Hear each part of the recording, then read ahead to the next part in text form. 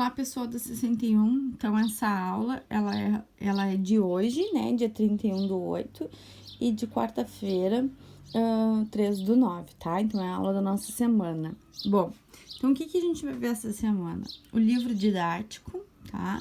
Das páginas 40 a 44, e o livro de atividades nas páginas 24 até a 26, tá bem? Bom, aqui na página 40, tá falando para nós sobre a circulação. Então, a gente vai ver agora o sistema circulatório do nosso corpo, tá? Então, diz assim: você sabe de que forma os nutrientes retirados dos alimentos e os gases são transportados pelo nosso corpo para que sejam utilizados na produção de energia? Nos mamíferos, a distribuição de substâncias é feita principalmente pelo sangue, dentro de uma rede de canais que são os vasos sanguíneos. O sangue, os vasos sanguíneos e o coração formam o sistema circulatório. Então, no sistema circulatório, nós temos o sangue, né, que é o líquido que passa pelas veias, os vasos sanguíneos, que são divididos em veias, artérias e capilares, e o nosso coração, tá? Então, agora a gente vai ver direitinho cada uma desses órgãos que fazem parte do sistema. Então, aqui o primeiro é o coração, tá? Então, por meio de contrações, né? Aqui uma imagem do coração, um desenhozinho, uma representação do coração. Então, por meio das contrações vigorosas, né? Que o músculo faz, um coração impulsiona, né? Manda o sangue para todo o corpo, né? Então, ele é a nossa bomba que faz com que o sangue circule por todo o corpo e todos os órgãos e tecidos recebam oxigênio e nutriente, tá? O coração humano, então, ele é um órgão oco, ó, ele é um órgão oco, do tamanho aproximado de uma mão fechada, tá? Então, ele é mais ou menos assim. E tá localizado no tórax, ó. Olha aqui, no tórax, tá? Entre os dois pulmões, como a gente já sabe, mais perto do pulmão esquerdo do que do direito, né? E o espaço onde ele fica é chamado de mediastino, tá bem? Bom, ele apresenta 2 átrios e 2 ventrículos, tá? Então, os átrios são essas partes superiores, os ventrículos as inferiores, tá certo? Os átrios, eles não se comunicam entre si, ó, eles não têm comunicação entre si, tá? E nem os ventrículos, eles têm comunicação entre si. O que acontece? O átrio esquerdo tem comunicação com o ventrículo esquerdo e o átrio direito com o ventrículo direito, tá? É essa comunicação que eles têm, tá certo? Então, entre o átrio e o ventrículo, né, do mesmo lugar, tem essa válvula aqui, ó, estão vendo? E essa válvula é a que controla o sangue, os impulsos elétricos que fazem o sangue circular, tá bom? Aqui no coração nós temos um movimento, né, chamado de sístole e diástole. Então, agora a gente vai ver direitinho o que é isso. Outra coisa, lembrando, né, que o coração, ele é formado por tecido muscular, né, estriado cardíaco, e esse tecido muscular cardíaco, ele é chamado de miocárdio, tá? Então, ele faz com que o sangue se impulsione, como eu falei pra vocês, tá certo? Então, quando o ser humano, ele tá em repouso, tá parado, o coração bate em torno de 70 vezes por minuto, tá? Quando a gente faz uma atividade física ou se sente ameaçado, ele acelera, tá bem? Então, aqui, ó, coração, tá? Então, átrio direito, átrio esquerdo, ventrículo esquerdo, tá? A veia cava inferior, aquela válvula tricúspide, tá? Que vai ajudar no impulso do sangue. Válvula mitral, veias pulmonares, ó. Artéria pulmonar, artéria aorta, veia cava superior, tá? Então, aqui tem todas as estruturas e veias e artérias que se comunicam com o coração. Não se preocupem, agora a gente vai ver direitinho tudo isso, tá? O movimento de sístole é a contração do coração, né? Então, quando o coração contrai e faz o sangue sair do coração e ir para as partes do corpo. O movimento de diástole é quando o coração relaxa e se enche de sangue, tá? Bom, aqui na página 42, então, tá mostrando para nós sobre os vasos sanguíneos. Então, o que a gente tem aqui, tá? Nós vamos ter, né, espalhado pelo corpo, várias artérias, veias e capilares, que vão ajudar a nutrir e oxigenar o nosso corpo, tá? Então, as veias, elas são vasos que transportam o sangue do coração. Desculpa, gente. As artérias são os vasos, as artérias são os vasos que vão transportar o sangue do coração para o corpo, tá? Elas são vasos mais calibrosos, mais grossos, que aguentam, né, a pressão do sangue que sai do coração, tá certo? As veias, elas fazem ao contrário. Elas são vasos que o sangue sai do corpo e vai em direção ao coração, tá? E os capilares, então, eles são ramificações bem fininhas, que eu falei pra vocês, né? Eles são vasos da grossura do nosso cabelo, que estão presentes em todas as partes do nosso corpo, ajudando a nutrir essas partes, tá? Então, o coração, a circulação do corpo humano, ela tem 2 etapas, tá? É isso aqui que a gente tá vendo aqui. A grande e a pequena circulação, tá bem? Então, o que acontece? Olha só.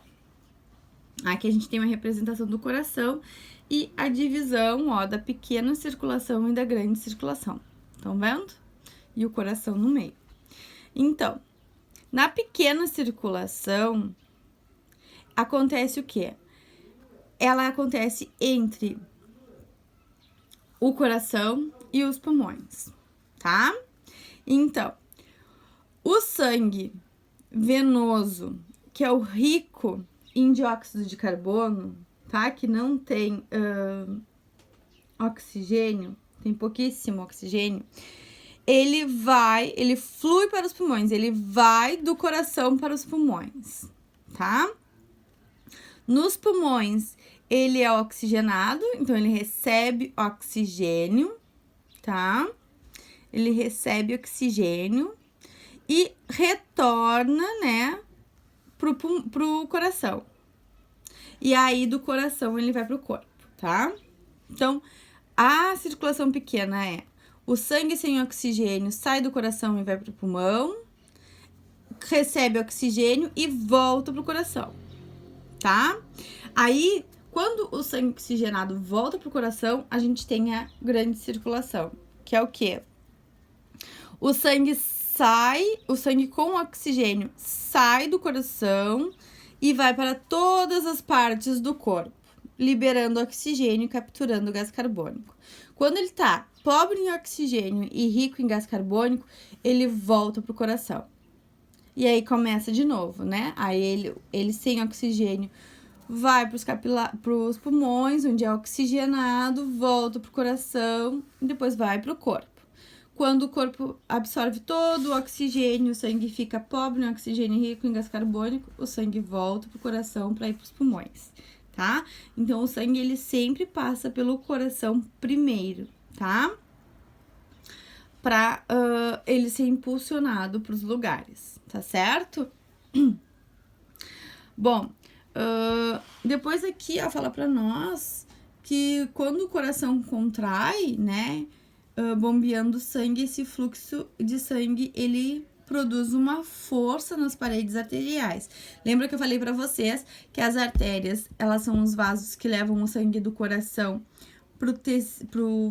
pro corpo, né, pros tecidos, e que esse vaso, ele é muito grosso, tá, muito forte, porque ele consegue aguentar toda a pressão que sai do coração, né? O sangue sai do coração com uma pressão muito forte.